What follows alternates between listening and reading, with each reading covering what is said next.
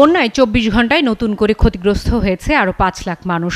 সব মিলিয়ে এই সংখ্যা এখন ৫৭ লাখের বেশি। ১১ জেলায় পানিবন্দী পরিবার ১২ লাখ ছাড়িয়েছে। সোমবার সচিবালয়ে নিয়মিত সংবাদ সম্মেলনে দুর্যোগ ও ত্রাণ সচিব জানান, বন্যার কারণে প্রতিদিন মানুষকে আশ্রয় কেন্দ্রে সরিয়ে নেওয়া হচ্ছে। অব্যাহত আছে ত্রাণ কার্যক্রমও।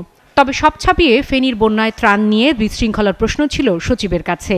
ওখানে যারা সেনাবাহিনী কার্যক্রম করছে, দেখেন অপপৃষ্ঠে যেটা বলা আছে, তারা আজকেও ৪টে হেলিকপ্টার দিয়ে ৮,০০০ প্যাকেট তারা বিতরণ করবে ফেনীতে। কারণ হলো আপনারা জানেন যে আপনি যেটা বলেন সেটি সঠিক, যে কিছু কিছু দুর্গম এলাকা আছে যেখানে পৌঁছা খুব কঠিন।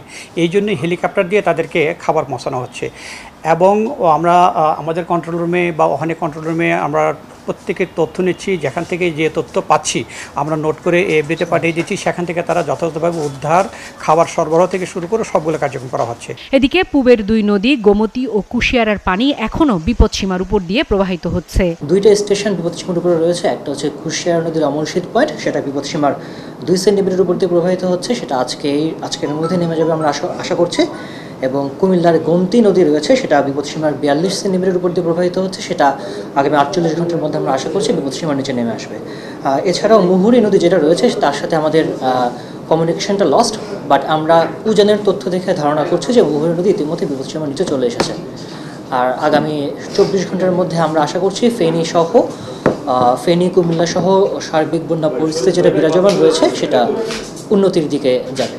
আগামী ৪৮ ঘণ্টায় মৌলভীবাজার ও হবিগঞ্জ জেলার মনুখোয়াই, ধোলাই নদীর পানি কমতে পারে বলছে সতর্কীকরণ কেন্দ্র। শারমিন মীরা, ৭১, ঢাকা।